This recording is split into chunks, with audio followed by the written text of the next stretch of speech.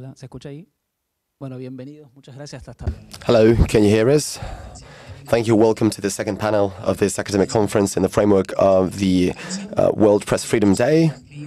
I am Amos Klein from Old University in Uruguay, and I will be moderating this panel, which will be very interesting on human rights standards and working conditions of journalists during crisis. We have research papers and works from different parts of the world, which will be very interesting. So even though I will be speaking in Spanish, I hope that you will be using the interpretation to understand. Probably you can understand some Spanish, definitely. And so the first one to present will be Paula. She will be presenting on Brazil, that is called It's Not Only a Crisis, and it's about how Brazilian journalists went through different problematics while reporting the pandemic. So the presentation will be in English, if I'm not mistaken. So the floor is yours, Paula.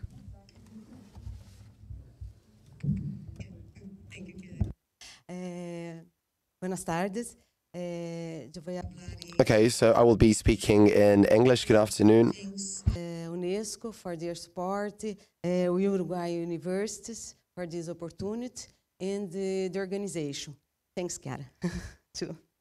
I present this research developed by Rafael Condolos, Antônio Castilho, and me. And it's part of a study that include the Global Risk Journalism RUB, an international collaboration project that started in 2019, and it brings together 75 researchers from 35 countries. It consists of 8 regional groups, and Brazil is part of the Latin America group. The coordination of the global project is Professor Ingrid Volkmer from Melbourne University in Australia. And the mission is to discover the challenges journalists worldwide experience when covering globalized risks, such as health pandemics, environmental crises, and humanitarian conflicts. And at the end of this, paper expressed the initial findings of a study, the impact of COVID-19 on the work of Brazilian journalism.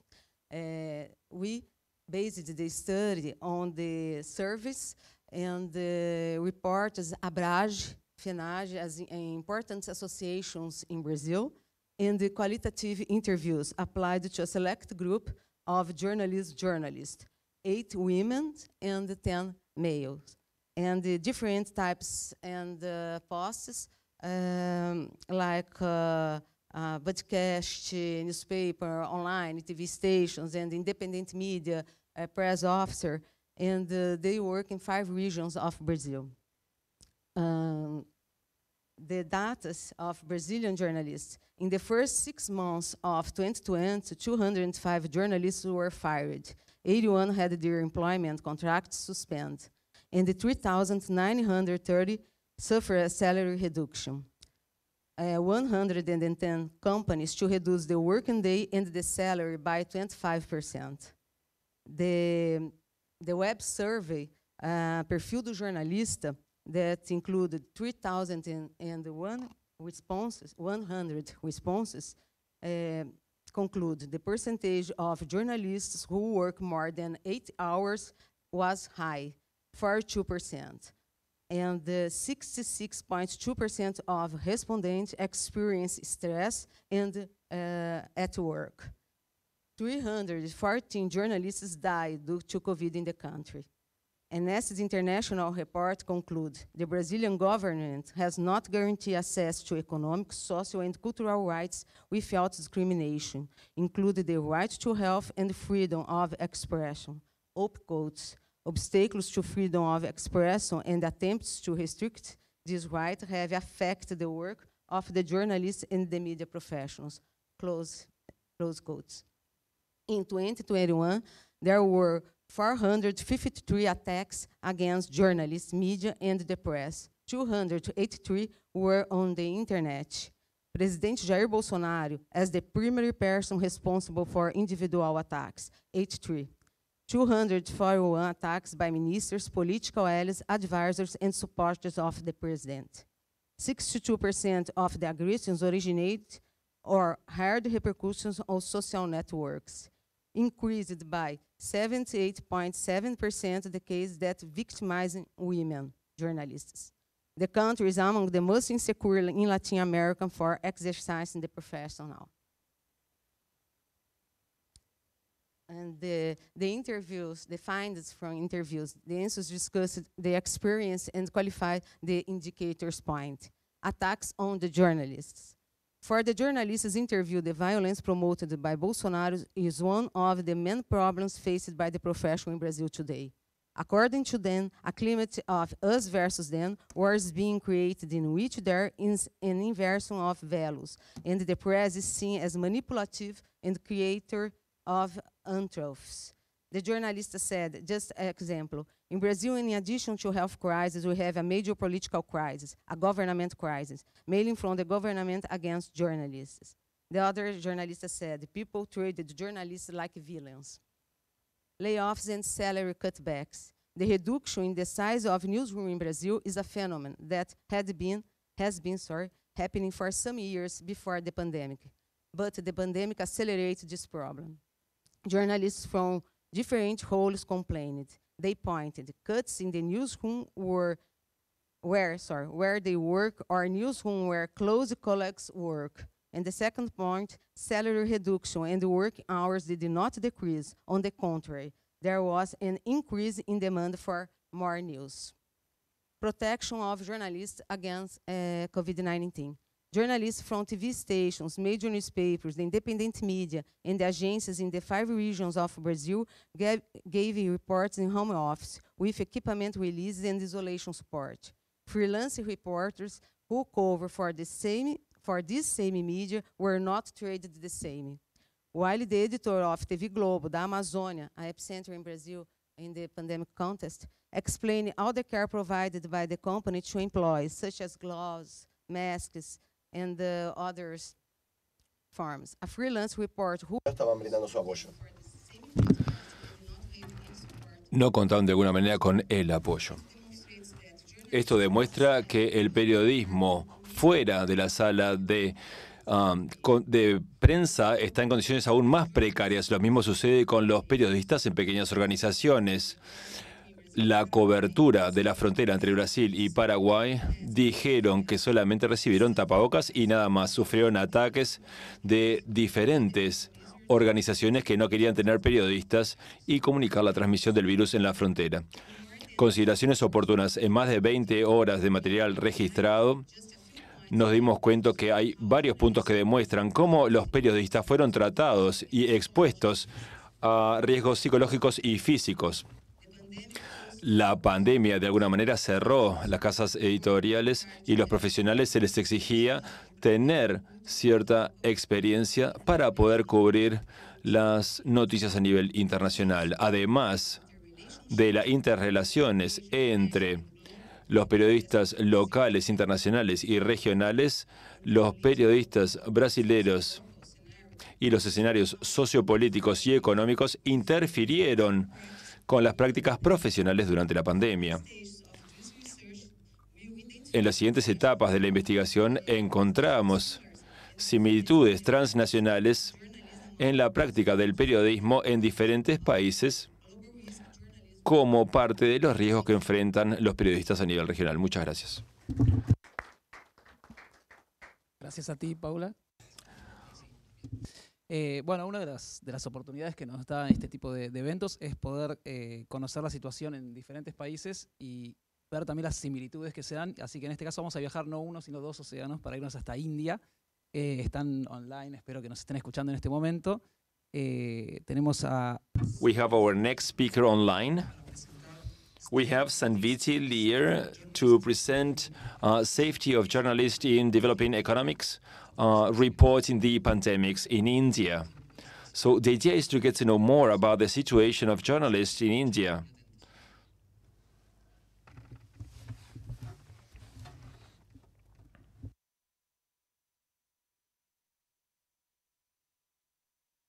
Les cuento yo, si no. Thank you so much. My name is Mojish, and I have my colleague with me, Sanpati, and we are from Flame University, India, and really, thank you for having us. So, our paper titled "State Politics and Safety of Journalists in Developing Economies: The Case of COVID-19 Reporting, the Pandemic Reporting in India." So, we are talking about one of the largest and diverse media ecosystems in the world. And if you look at the current, what you call the size of Indian media, it's definitely one of the biggest in the world. And at the same time, what is worrying about Indian media ecosystem is the kind of, I think, freedom, the press freedom which exists in India. And I think the recent Reporters Without Borders ranking, I think, which came out, I think, today, and it talks about, I think, it basically ranks India 150 out of 180 countries. I think that is, I think, the biggest, or maybe the worrying. That's one of the worst, what you call, is the worrying situation when it comes to safety of journalists. I think the kind of, I think, freedom which exists in a country, press freedom which exists in a democracy like India. Ultimately, I think it has, I think, a huge or definite impact on the way democracy functions in a country like India. So if you look at, I think, along with that, I think there are many other, I think, problems. I think if you look at Indian media altogether, you can see there is an increasing political and corporate ownership in Indian media. And especially in the last, if you take last 2 decades, I think there's a drastic change, a rapid shift in India's media ownership pattern. And more political parties, I think, started owning newspapers, or started owning, or maybe started television channels and other various digital media platforms. And media's association with corruption, I think, not only the owners, I think there were, I think, multiple cases of, I think, journalists and other media practitioners, I think, getting involved into various corrupt activities. And as I mentioned, I think decreasing rank, or maybe the decline of press freedom index in India. I think especially in the last 10 years, I think maybe the initial part of, I think, 2010, or maybe the last decade, I think it was the ranking was in 130s. I think according to the latest ranking, India is 150. I think that clearly shows the kind of, I think, problems, also the what you call the worrying situation which exists in Indian media landscape. And along with this, I think I would also try to say that, okay, there are, I think, along with political ownership, I think media's affiliation or association with ultra-nationalist right-wing forces, I think that's another worrying tendency which exists in Indian media landscape. And I think there are a lot of discussions about India's COVID-19 experience. I think there is, I think, clearly there was a mismanagement which I think led to, I think, death of, I think, thousands of citizens, as well as, I think, a huge number of people getting what you call infected, I think, during the last 2 years of COVID-19 experience in India. But when we go back to the journalism during the pandemic, I think this political map of India, I think, talks about the state, I think, the federal statewide number of journalists who were targeted during the first lockdown period of 2020. I think you can see, I think it's definitely crosses more than 100. And I think more than 100 journalists were there were cases filed against journalists. There were journalists were jailed because of certain kind of articles which they wrote against the establishment, political parties, and the ruling elite in the country. So three important things, I think, we need to highlight, I think, about India's COVID-19 experience when it comes to media. There was a clear inability from the media, I think, point of view to question the kind of, I think, policies, I think, put forward by the government, and the rampant existence of fake news and misinformation spread by the mainstream media houses in the country, and also communalization of news, I think, for for, I think, specific, maybe to keep the interest of the few. I think media houses try to polarize the news, as well as, I think, bring, and although they also brought religion into the entire discourse of COVID-19, maybe related discussions in India. So in this particular study,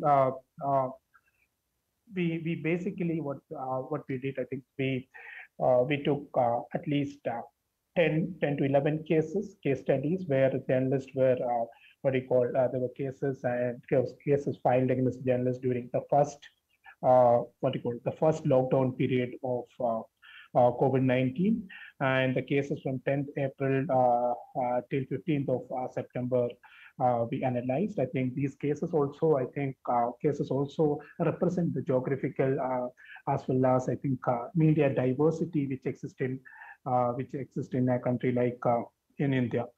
And so, okay, yeah. So I'm not, I think, going much into the case studies. I think this is some of the, what you call, these few cases represent the entire case studies which we analyzed for this particular paper. And if you look at, I think, for example, maybe the arrest of Andrew Raja Sampandian from the Tamil Nadu state, federal state of India, which is a then Indian state, for what you call reporting about the lack of food and other what you call facilities during COVID-19. And this particular, I think, small media owner and small media practitioner were arrested for what you call writing about, I think, lack of food and other what you call health infrastructure during the COVID-19 lockdown.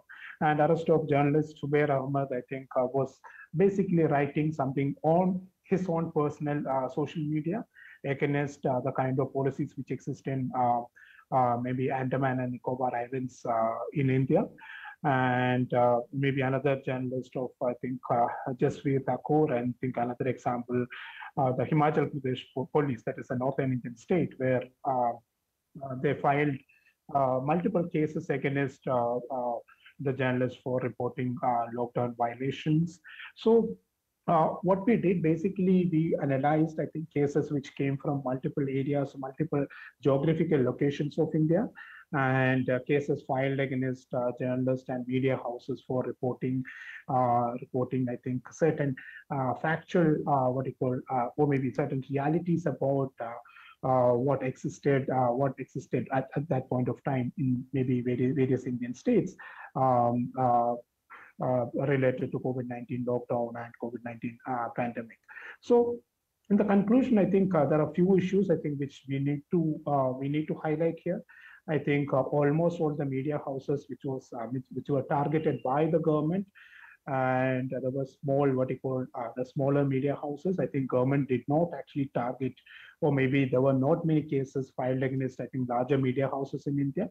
But at the same time, there were almost all the cases were filed against smaller media houses, journalists who worked with, I think, local news, what you call, agencies, or even alternative media platforms. And why that is important? Because maybe in a country like India, I think the mainstream media silence is a crucial thing, because mainstream media has this, what you call, they support the government, they support the, what you call, the establishment time and time, because, and there is an inability to question the government policies and, what you call, the actions of the government when it comes to any of the public policy initiatives in the last maybe 50, 60 years in a country like India. At the same time, alternative media platforms, I think, trying to fill that vacuum created by the mainstream media when it comes to having, or maybe involving constructively with the democracy. And that could be one of the reasons behind why government, the various Indian, what you call, state governments or federal governments within the country targeted, I think, smaller media houses across the country. So another thing, there was a clear inability, as I mentioned before, to report the pandemic. I think the realities associated with the pandemic, and which was evident during this, I think, maybe when we analyze these cases. And India also lacked a proactive media, I think, where what you call, taking, I think, issues of the marginalized, or taking, I think, talking about unemployment, discrimination, the kind of, I think, social hierarchy which exists in India, or the kind of, I think, structural issues which we face, I think, related to gender or even caste to an extent. So the existing media system, I think, existing journalistic practices, I think, fail to what you call touch upon these issues. At the same time, I think smaller media houses or maybe the alternative media platforms, which are, I think, kind of new what you call media reality in a country like India, try to deal with these matters. I think at the same time, these platforms and the journalists who were part of these what you call smaller as well as alternative media platforms, I think, did face a lot of, I think, backlash from the government. And the last point, I think, here, there were, I think, if you look at, I think, freedom, the speaker, the multiple international bodies, multiple independent international bodies regarding India's press freedom, the violence against journalists, because the numbers, I think, every year, I think, crosses 50, 60, or 70, or maybe, and it also ends up in what you call unfortunate death of journalists, I think, across the country, and which is like a common norm for the last, I think, 2-3 decades in India now. And what is worrying here, I think, even with even with all these issues, the mainstream, the civil society in India, I think they completely failed to take this up, or maybe the other actors of civil society other than the press. I think they were completely silent, and I think I would say, or say there was a clear what you call maybe you can say a complete silence from the major stakeholders or major actors in a democracy when it comes to attack on journalists and maybe disrupting free and independent political functioning of media in a democracy like India. Okay, thank you so much. And if you have any questions, I think we'd be happy to answer.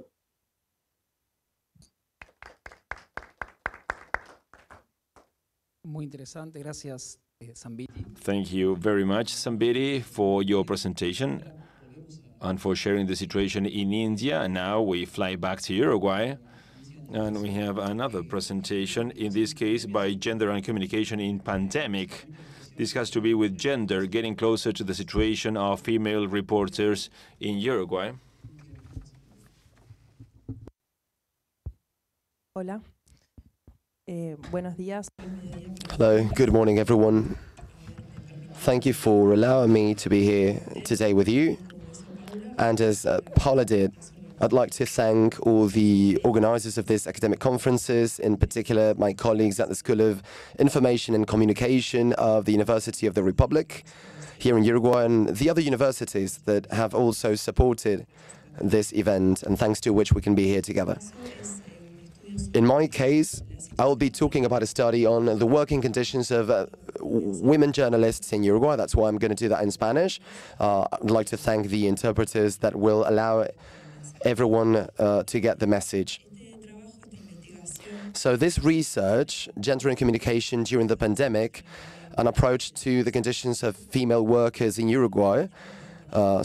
Please feel free to show it on the screen, so that you see that this has been a joint work involving different organizations. It was promoted and coordinated by an organization called Cotidiano Mujer, which is a feminist NGO with a long-standing trajectory here in the country, and with the support of the World Association for Christian Communication, the OAC, and the French Embassy in Uruguay. It also involved women journalists here in Uruguay that answered a survey, and also they went through 10 qualitative interviews that were conducted via Zoom, because all this work was done towards the end of 2020, well into the pandemic. So thanks to them as well, because without their participation, we wouldn't have been able to collect so many data. This work today presented has been part of a work conducted by Cotidiano Mujer with the coordination of Lilian Celiberti, and with the priceless contributions of Romina Napilotti, who is a sociologist the one that designed and processed all the data in the interview and in the survey. So we had two goals. One, to update the available information that we had on the current working situation of female journalists in Uruguay. We had conducted a study back in 2012 in Uruguay by the consulting company Cifra upon the request of the Gender Commission of the Press Association in Uruguay and with the support of ONU Women.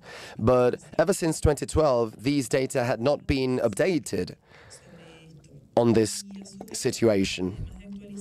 And also, on top of updating the information in 2020, after 8 years, we also wanted to take a look at the impact of the pandemic on these working conditions.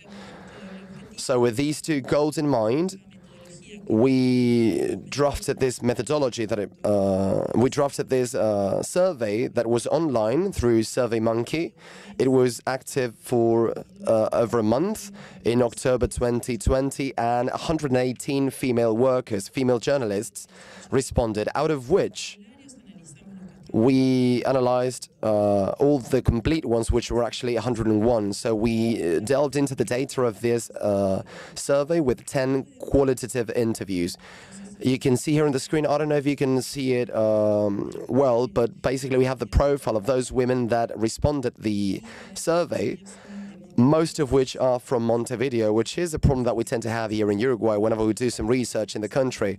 We are a very Montevideo-centered country, considering that half the population lives there, and so we're always biased towards the capital. We try to make up for it by interviewing journalists from different departments in the country, and we conducted some in-depth interviews with the people from Maldonado, Colonia, Salto, so different provinces, but you know, the bias is still there. Something that we found particularly, I want to stay in this slide. It also tells us that they are highly qualified professionals, because at least 83% of them has upper education studies completed. 80% are above the age of 30 years old. Also, in terms of their families, they have, most of them have a child. And that is 78% of women with at least one child or no children, and a large number of these women were employed. And please let me make this clear: we're talking about freelance versus people that work that have a stable job. In terms of the backgrounds, considering other studies, we were very much inspired by this study that I mentioned back in 2012 in Uruguay, that was running a comparative analysis between men and women, and we had the methodological decision to focus exclusively on women, because we believed that there are some conditions, some structural conditions that are given in terms of inequality, due to which women journalists tend to face more difficulties when it comes to their profession, considering the freedoms and the safeguards that are necessary. We have talked about this before in previous talks during this conference, but we can definitely talk about it later if you feel like doing it. And toward the end of 2020, we had some complementary surveys by which we were very inspired, such as the one conducted by the International Federation of Journalists, where amongst many results, they highlighted an increase in gender inequality in companies with devastating conditions for reconciliations of private and working life. And we have, well, you know that these surveys conducted during the pandemic, the results, as it happened with us, we have some compatibility issues. It's hard to reconcile work and family life, because the pandemic, on top of all the multiple crises that it entailed, we had this care crisis where families were confined in the lockdown, and women have a substantial role as caregivers in the home. So this, of course, came to light when we were talking about women journalists during the pandemic.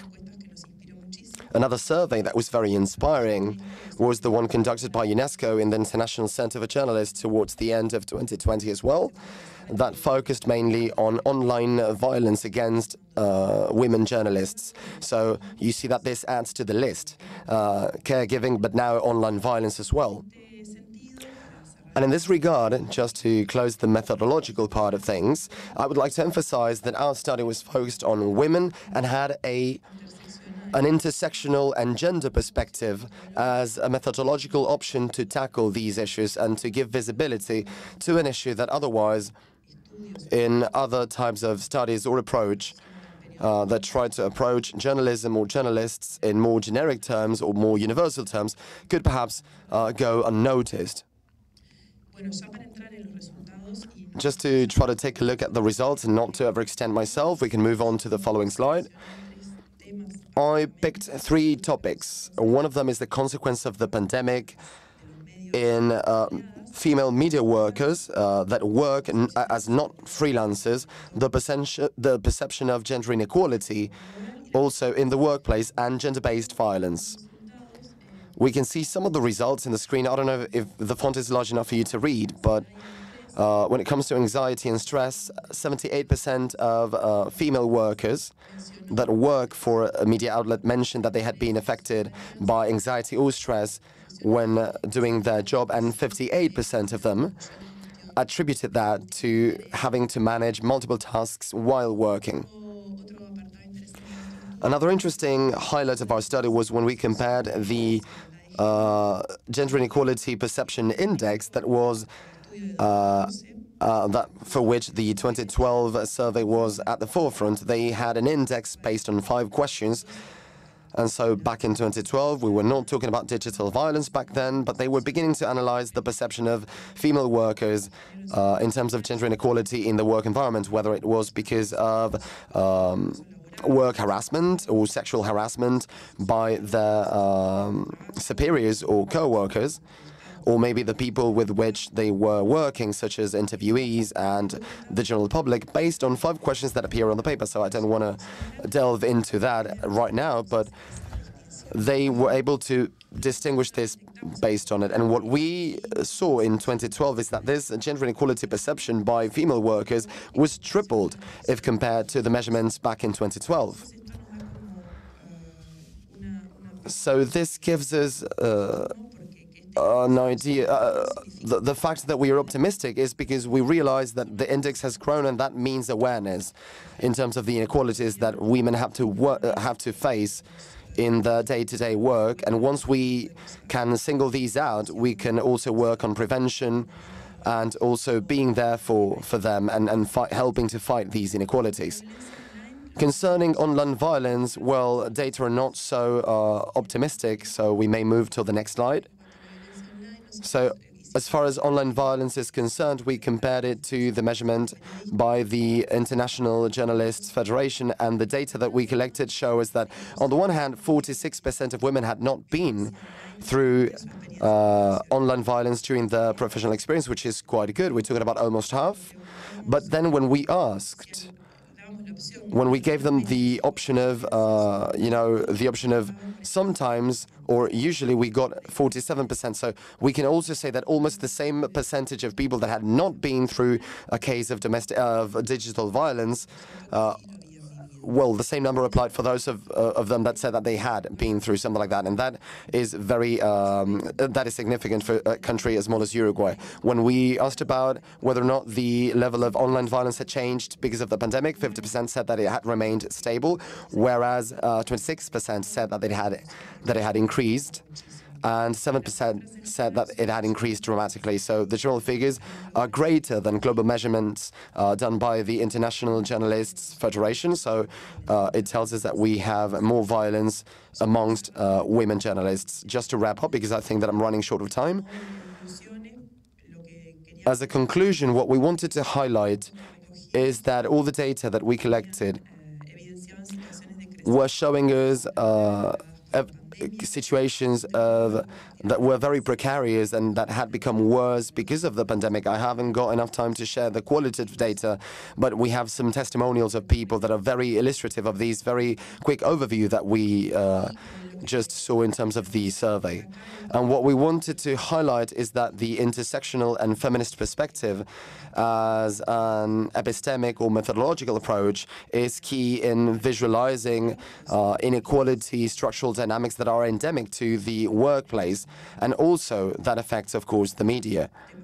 Things such as, for example, the wage gap, or vertical segregation, difficulties in trying to manage multiple work and household tasks together with the work, microsexism, sexual harassment, work harassment, as well as differences in geographic, social, and ethnic aspects are inequalities of transversal importance that we believe should be considered when it comes to studying the working conditions of female workers in journalism. Last, I would like to stress the point that this pandemic needs that we need to revisit the different dynamics of current and future journalism, especially related to gender inequality, especially in terms of online violence and work environments. For that, we believe that it's paramount to have an open dialogue that will articulate different stakeholders.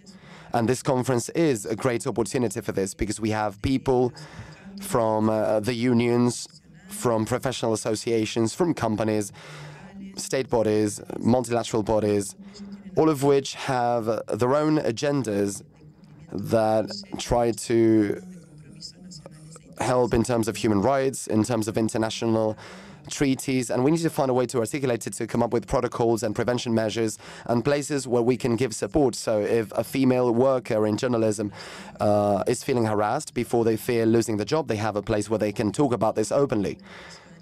And we need to have an active citizenship, as our colleague from India was saying, which is what we all need if we want to have quality, informative means that will ensure better and more democracies. Thank you very much. Muchas gracias, Cecilia. Thank you very much, Cecilia. So we are traveling once again. We've had some speakers talking about coverage of journalists and the situation of journalists. So now we are going to delve into another topic related to on how to work in order to prevent this kind of violence. So now we are going to see how to include this in the syllabus in journalism studies, mental health resilience in the journalist curriculum. We're going to be listening to Marihava Marconi and Eleonora Serafmoska from Macedonia. Thank you. My name is Diana Markovic, and I will present the findings from Macedonian studies in behalf of my colleague Eleonora Serafimovska and Teja Konevska. I will share the screen. This is the research conducted in a framework of the YETRIC research, which was already presented in a previous session. So I believe that you could see it. Okay.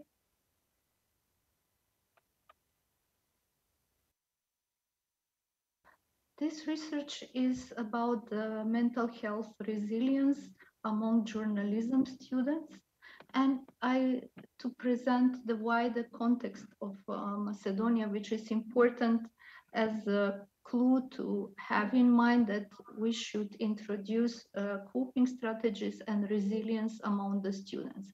The main idea of this research was to follow up how after research of the teachers, how the students accept and think about journalism and the influence of trauma literacy in their studies.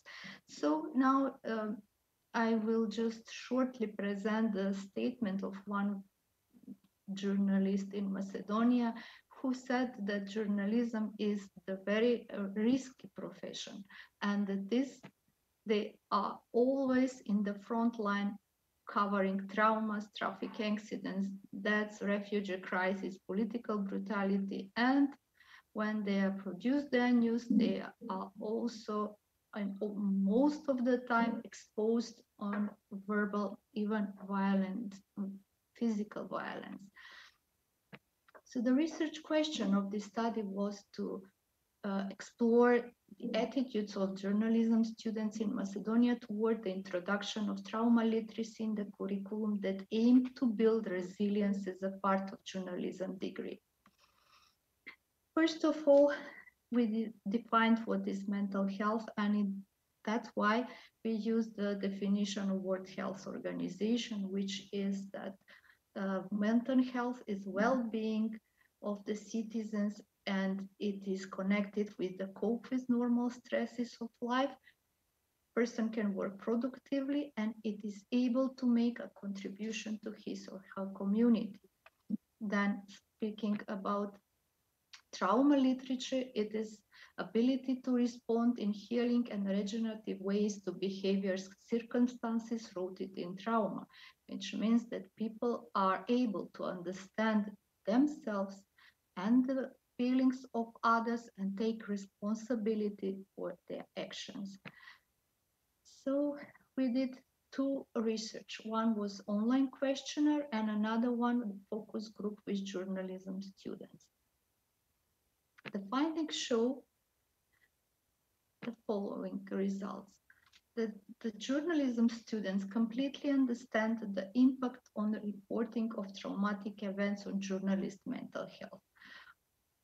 Almost more than half percentage of students said that there is emotional distress in a workplace when reporting of traumatic events, and understanding the risk that arise from exposure to critical and potential traumatic events was recognized with more than 70% of students. And this is including the alternative strongly agree and agree. And to illustrate what they did understand under the risk, there is one statement of one of the students, and he just explained what he understands and the risk of the journalist. So he said that I know a journalist who reported on the events of the parliament that took place on April 27, 2018. The journalist was physically attacked, and after this event, she suffered stress, and for 6 months she couldn't not work as a journalist. So they are completely aware of the impact of traumatic events, of the professional exposure of journalists, and how it is important to introduce trauma literature. So when they were asked about the training and education about trauma literature, they said, some of them said that they have received training on aspects of trauma and traumatic stress, but they mostly think about some small amount of introduction, which was connected through recognizing that some of the events can have impact of mental well-being of journalists. So also student perception about their teachers said that they perceive teachers that they have not enough knowledge to teach them trauma literature. There are some statements about what they think talking about trauma literature. So the general conclusion is that they are completely aware that they need theory, but most of them, they need practice. And also they noted that they would like to learn from their older colleagues. So far, there is no subject that they have learned about trauma literature or exposure on traumatic events. They said that they are only producing essays, but they are not particularly involved in reporting. The last one I will note it that besides knowledge, practical and theoretical, they noted that it is very important for journalists to be aware what kind of job she or he will work when he finishes study. So besides knowing, it is important to be personally integrated. And at the end of the resilience, how students perceive resilience. And it is from their answers, we get opinion that they have need to get knowledge, theoretical and practical, which will strengthening their professional resilience. One very interesting answer was that when we asked them how they cope with emotional stress, They said that the most important thing is to suppress emotion. Suppressing emotion is exactly the kind of dealing which should not be done because it really disturbs mental health. So at the end, conclusions will be that the students are aware of and can recognize aspects of the impact on reporting traumatic events on mental health. The second one is pretty much serious because they have doubts in their own capacity. Almost all of them said that they don't feel prepared, that they will be good as a journalist when they really become a journalist. Teachers are perceived to have insufficient knowledge in the field of traumatic literature, and teaching materials have almost nothing concerning resilience and trauma literature. So these findings are pretty much connected with the comments and findings from the colleagues from our previous session, and the final and overall conclusion will be that there should be materials and theoretical and practical education for students so they could become resilient and could cope with any kind of traumatic events where they should report on. So thank you very much for your attention. Muchas gracias, Mariana. Thank you very much, Mariana. So now we move on to our last presentation today. And in this case, is a joint work that is closing the normative gap for 10 years of Human Rights Council resolutions. It's an approach of the safety of journalists by Silvia Chamorro, Jackie Harrison, Tartak McGonigal, Seyal Parmar, and Sarah Turner. Muchas gracias. Thank you very much. I would like to thank UNESCO and the University of the Republic in Uruguay. So my presentation is going to be in English. Also to the interpreters. First, I will start by providing an overview on the issue of the safety of journalists in the UN system. Second, I will share the research questions and explain the methodology of this paper. And third, I will present the main results. So let me start by the overview. In the last 10 years, there have been high levels of development of normative work within the United Nations on the issue of the safety of journalists. In 2012, a UN plan of action on the safety of journalists and the issue of impunity was approved. It was the first ever UN strategy on this particular issue. The same year, the UN Human Rights Council approved a first resolution on the safety of journalists. And 15 resolutions have been adopted since then by the main UN bodies like the Security Council, the General Assembly, the Human Rights Council, and also by UNESCO. The Human Rights Council resolutions, which have been adopted on a biennial basis, have proven to be the most progressive in addressing the safety of journalists from a human rights perspective. And it is the focus of this paper we are presenting today. So the paper we are presenting today looks at the following questions.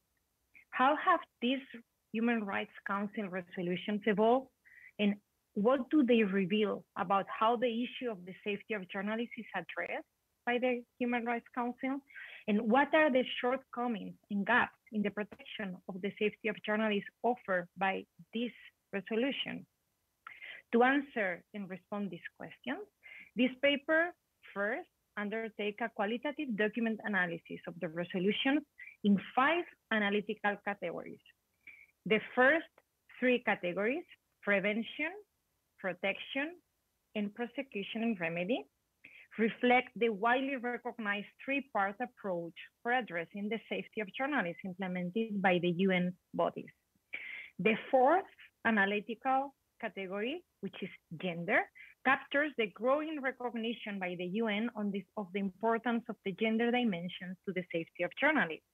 And the 5th analytical category, international coordination, recognizes that the origins of these resolutions are to be understood as interlinked with the adoption of the UN plan and its multi-stakeholder approach.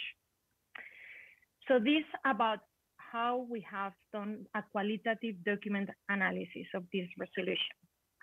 That was the first part of this paper.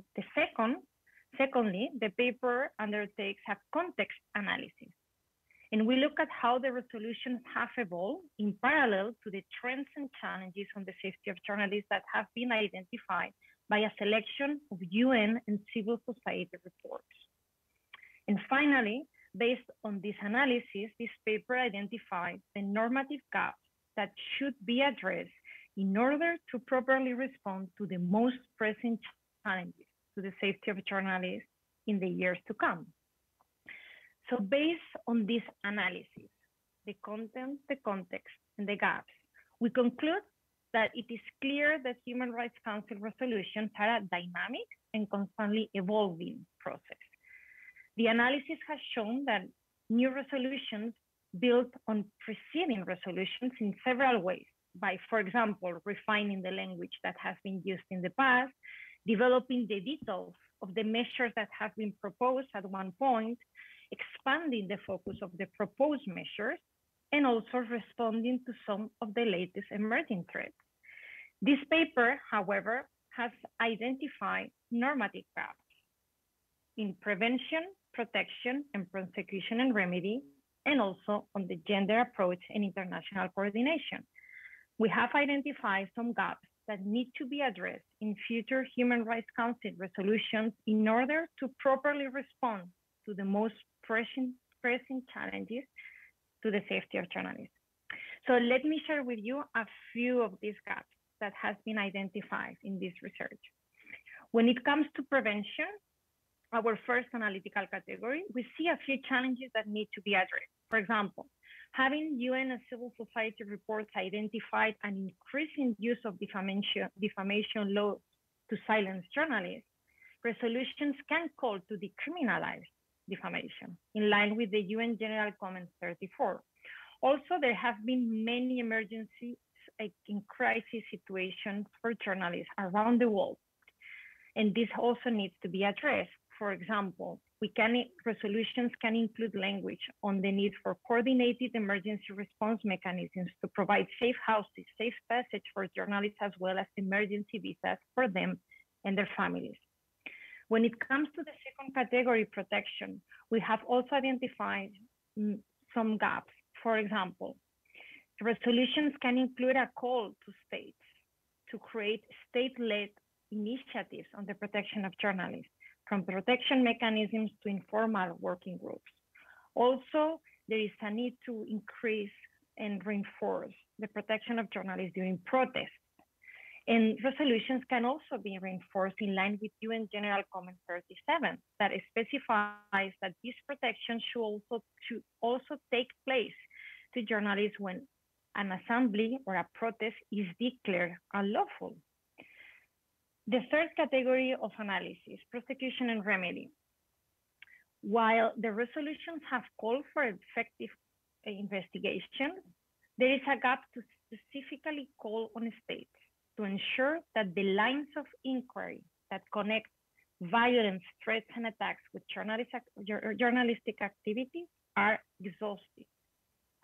Also, on the increasing challenge of abusive lawsuits against journalists, it would be necessary to ensure that journalists and the media have access to effective remedies and procedural safeguards when facing abusive lawsuits.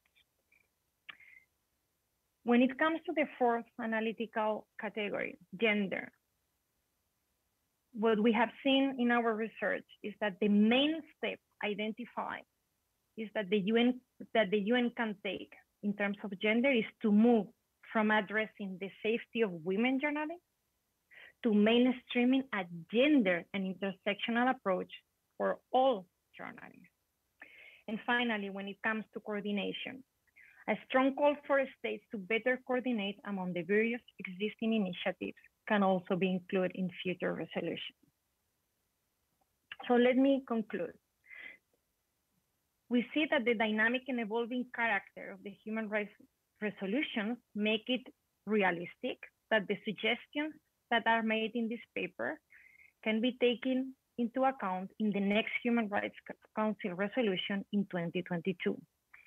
Also, this paper argues that further research now needs to be undertaken to assess the implementation of this body of resolution, because after all, international standards would not fulfill their goal unless they are effectively implemented. And I just want to thank my colleagues that have participated in this paper, which are Jackie Harrison, Darla McGonigal, Sejal Parmar, and Sarah Thursner. Thank you very much. Muchas gracias, Silvia, y muchas gracias a todos por la presentación. Thank you, Sylvia, and thanks everybody for your presentations. We have no time for questions. Sorry about that. So just 2 or 3 concepts that were shared here. So basically, the conclusions are about different risks that are faced by journalists in their activity. And this, as Cecilia was saying, this is one of the main topics of this conference. But basically, we talked about 2 main issues. Basically, is the threat of the government, Bolsonaro, the government of India, especially during crisis and when we have emergencies, especially when covering COVID-19, and also the risk represented by the lack of sustainability, or basically to have better conditions, for instance, the Amazon, as you mentioned, or regional agencies in India, or some regional projects in Uruguay. So I think that that is also important.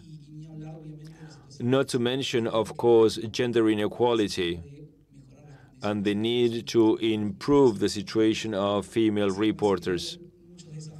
So there are many challenges to be faced, especially the importance of protocols and resolutions, but most of all, the real commitment and the funds required for journalist activities. So just to conclude, that would be our final message, and I would like to thank you all for being here today.